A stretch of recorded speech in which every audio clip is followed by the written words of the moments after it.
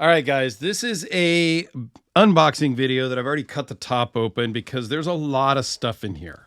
Now, this came from Alex over at the Watch and Cut channel, also my co-host on the EDC Hour. So Alex asked me to not rush through this, but to take my time.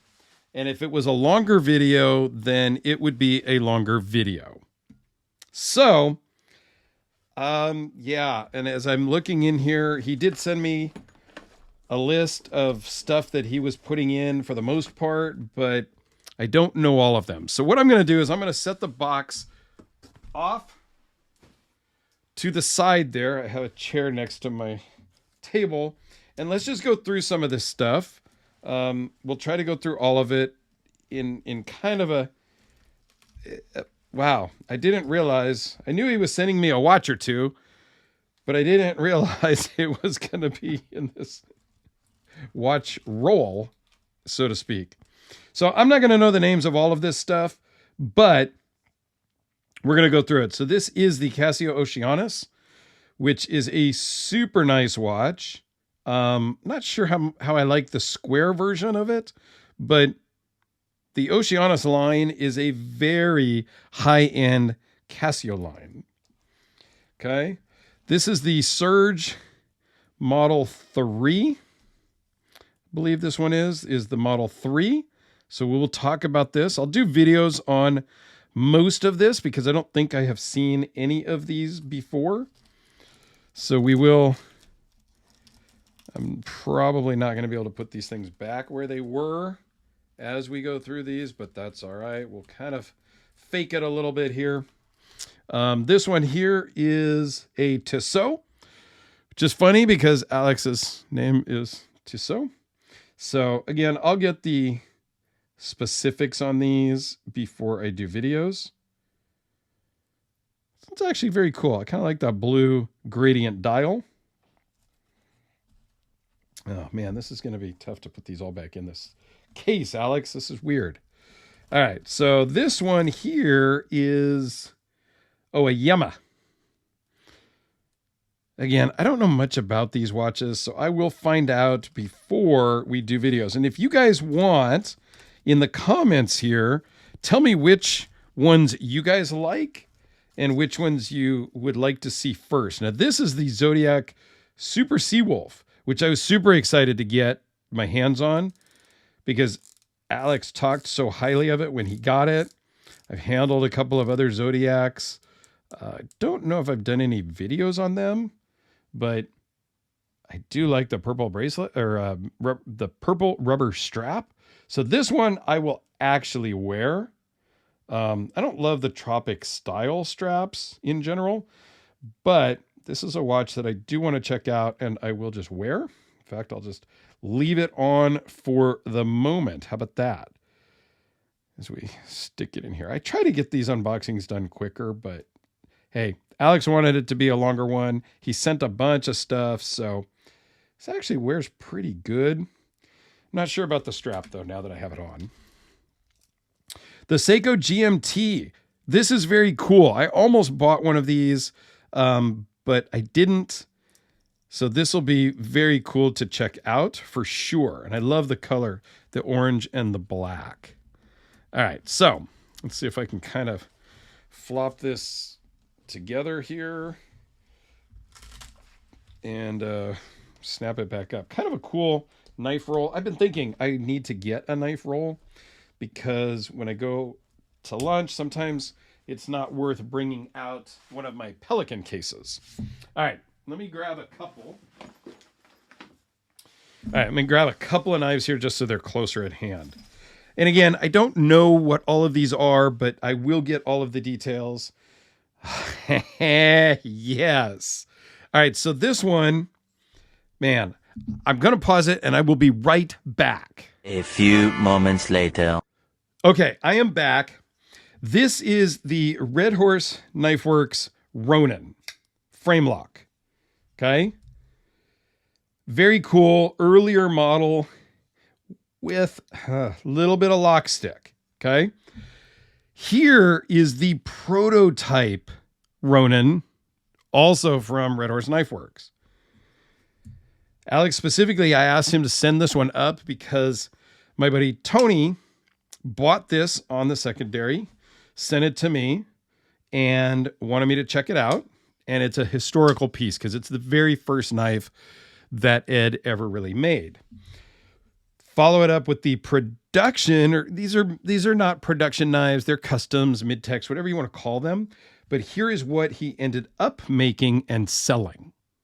So this is the only flipper tab version, and it is very rudimentary. Wait for the video on that. You're gonna want to watch this video. If you have any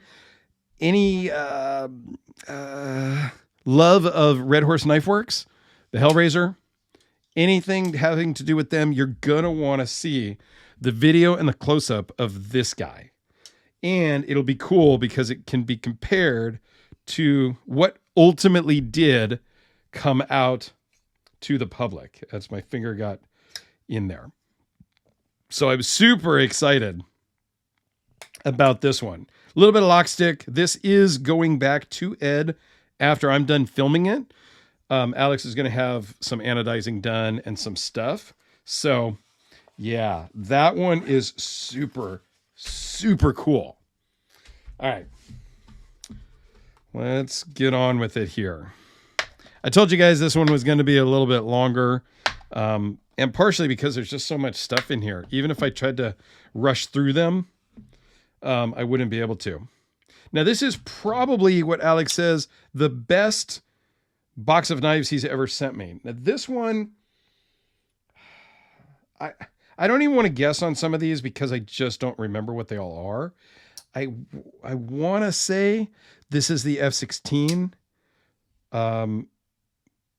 But again, I'm not going to go through and talk about all of them right now because I just don't remember the specifics. So I don't want to get everything wrong, but that could be the F16.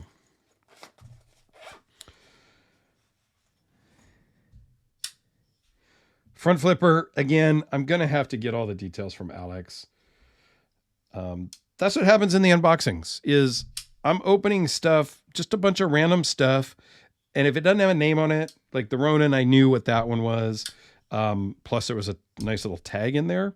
And I need to do better at that myself when I send knives out to people, of making sure I put a note in there as to what everything is. Because I get a box and there's a lot of knives in this box, guys. So yeah. Alex and I are going to have to talk a lot on this as to what is what. Yeah, he might have sent me this one before. I don't remember. I've seen one like this, maybe. But yeah, front flippers are not my fave, but it's actually kind of a cool one. All right, so grab a couple more. All right, let's open this one here because it's easiest to unwrap in its little packaging there.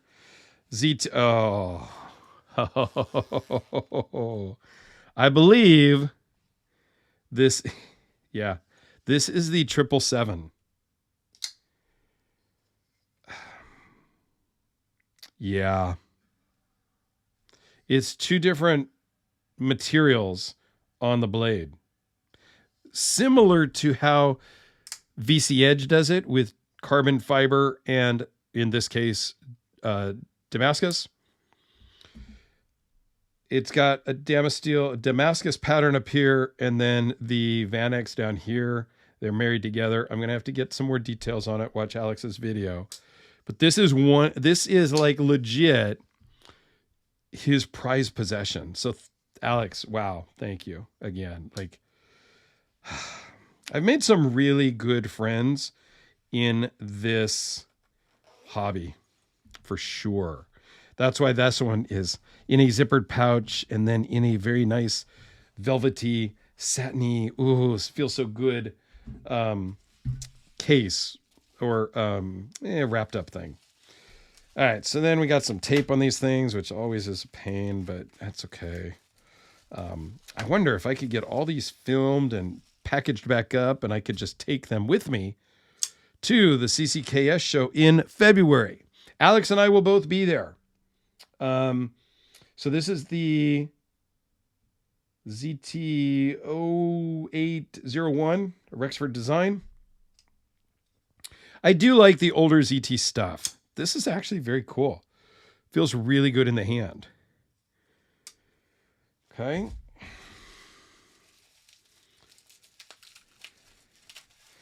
So maybe I can get these all back to Alex at CCKS. Throw them on the plane, take them down with me, rather than ship them. I know traveling with stuff on the plane is always a problem. I do plan to take a Pelican case with some knives in it because we are planning a dinner with a few friends and they're bringing some stuff also. I have no idea what this one is. Let's see. Oh, it actually says something up here. What does it say? I can't even read it. It's a ZT0470, I believe. Okay.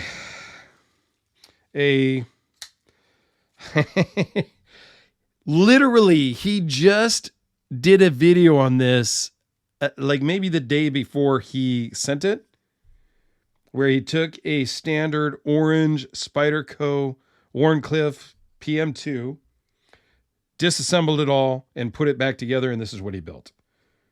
So this is like a brand new knife. Again, I still don't love the compression lock. But this one's kind of cool. Not my favorite blade shape at all. Don't even really like this blade shape at all. But I don't know. I kind of feel like I should make or build a PM2 because it's kind of like a staple. And sometimes I feel as though, I feel like I'm going to have to cut this one open. I feel like I should have a PM2 in my collection because I don't have one. And I almost feel like I'm dissing the knife community by not having one. I know, that's kind of dumb, right? I don't know. Oh, man, he's got like bringing the ZT heat today. Oh, look at that thing. This is the 0454 Sinkovich design. Yeah, this is cool. Like I said, I like old ZT. Some of the stuff they're making more in current days, not my favorite, but the older ZT stuff I really do appreciate. All right, let me just take a few of these things and put them on the table to the side.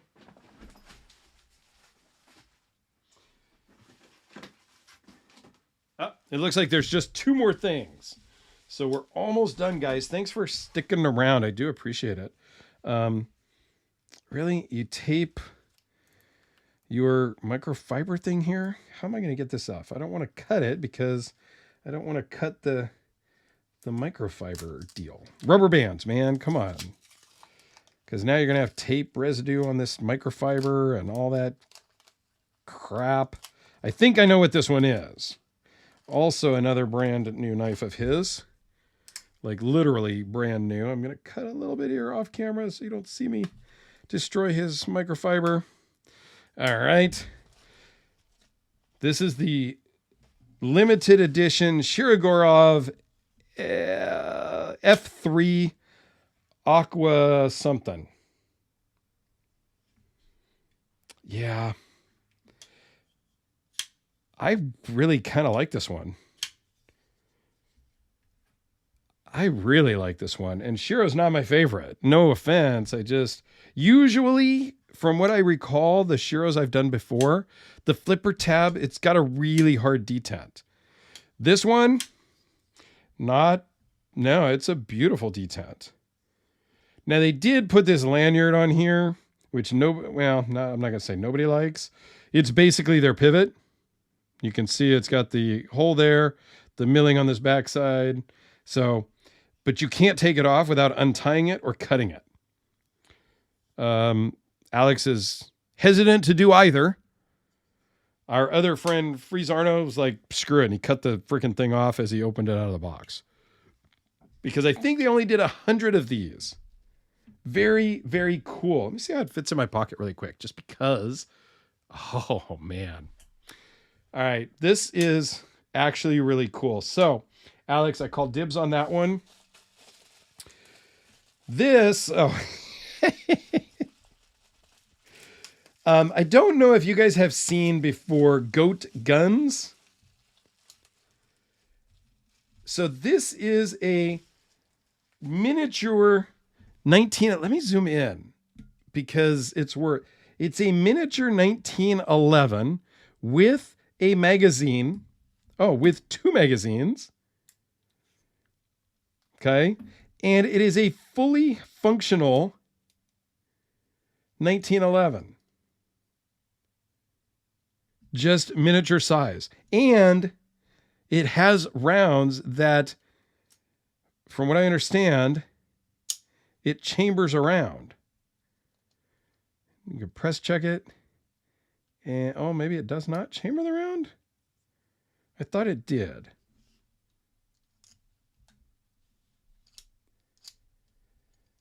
Maybe it's just stuck. I could be wrong on that. I'm not that familiar with these. Maybe they don't work. No, it does.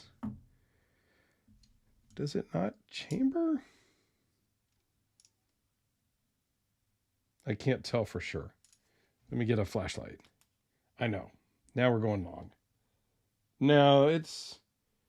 Yeah, it should chamber that. There's no extractor. Maybe it doesn't actually chamber the rounds.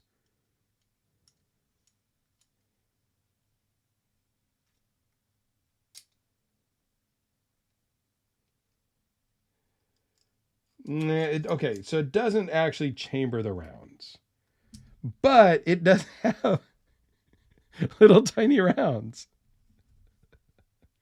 How cool is that? And I think Alex told me that these do come apart. I'm not even going to try to put that back inside. But it does have your grip safety.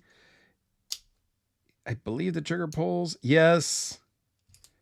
I don't know. It's pretty cool. And from what Alex told me, it does actually break down just like a 1911. Yeah, how cool is that, guys? They actually have, I've seen Goat Guns. They actually have a bunch of different models. They've got ARs. They've got like a whole plethora of models, which is very cool. Anyway. Yeah, it locks back by itself when it's an empty magazine. Just pretty cool. All right, so because we got to have some fun in this hobby for sure. Yeah, the Zodiac actually feels pretty good on my wrist. I might loosen it one because I don't like my watches very tight. And this is a little bit tight. I might loosen it one hole just to see. Obviously, I need to set it and all that good stuff. But this is pretty cool. Let's see what kind of loom there is on this thing. Just because I'm curious. And because I've already gone along anyway, so who cares, right? Oh, wow, it's purple loom. Okay, that's pretty freaking cool. All right, so Alex, thank you very much. Wow, I don't even know. I'm not sure what's my favorite.